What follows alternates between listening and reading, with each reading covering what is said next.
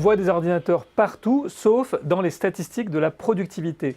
La phrase de l'économiste Robert Solow a fait couler beaucoup d'encre chez les économistes depuis le début des années 90. Est-ce qu'il en sera de même pour l'intelligence artificielle? On en parle avec notre invité. Azzedine Benani, bonjour. Bonjour. Vous êtes professeur à Neoma Business School et vous avez publié dans The Conversation un article sur les dégâts occasionnés par ce paradoxe de la productivité. Tout à fait. Alors du coup, est-ce que vous pouvez nous dire pourquoi est-ce que la productivité a mal été appréhendée ou n'était pas la bonne façon pour appréhender l'apport des ordinateurs d'abord? Il y a en fait la question ou la phrase qu'a prononcée M. Solow, elle trouve toute sa place, hein. Mais donc elle a un sens. Elle est juste. Elle est juste. Le problème, c'est que cette phrase a été prononcée en pensant à la macroéconomie. Donc M. Solow, donc, elle a observé qu'au début des années 90, la croissance économique aux États-Unis ralentissait, oui, alors que la plupart, si ce n'est toutes les entreprises américaines, investissaient dans ces technologies de l'information. Donc elle avait tout à fait raison de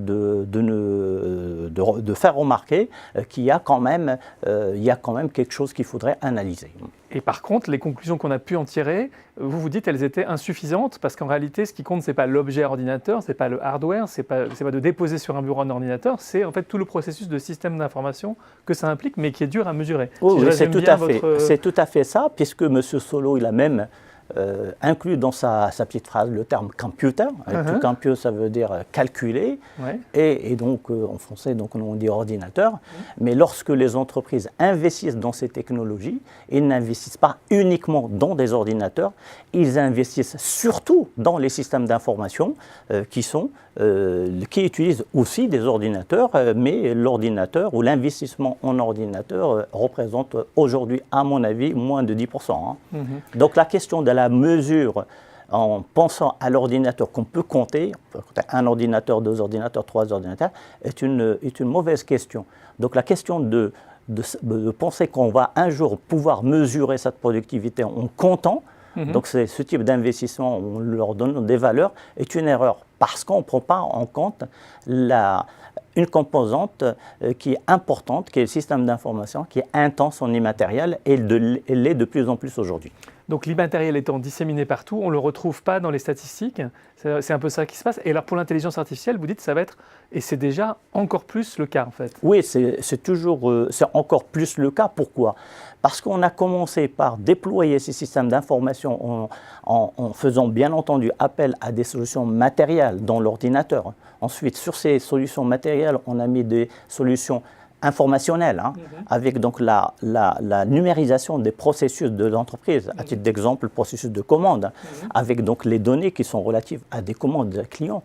Et puis aujourd'hui, avec l'arrivée de technologies et l'évolution technologique qui nous permet d'intégrer dans ces systèmes d'information des corpus en intelligence artificielle, ça veut dire quoi? Ça veut dire que notre manière de penser, notre manière de prendre des décisions devient aussi intégrée, a été numérisée et elle est intégrée dans ces systèmes qui sont, encore une fois, déployés par les entreprises. Et ça veut dire que là, par contre, la productivité, ou en tout cas l'efficacité, peut être évaluée que si on regarde comment ça a impacté la façon de travailler, donc si les gens sont bien formés, sont formés à utiliser ces outils, donc la productivité à la fois du travail, du capital et plus généralement la stratégie même de l'entreprise. Oui, tout à fait. Et en fait, quand on parle de la partie immatérielle, on inclut aussi la formation, la connaissance dont on a besoin pour faire fonctionner tel ou tel système d'information.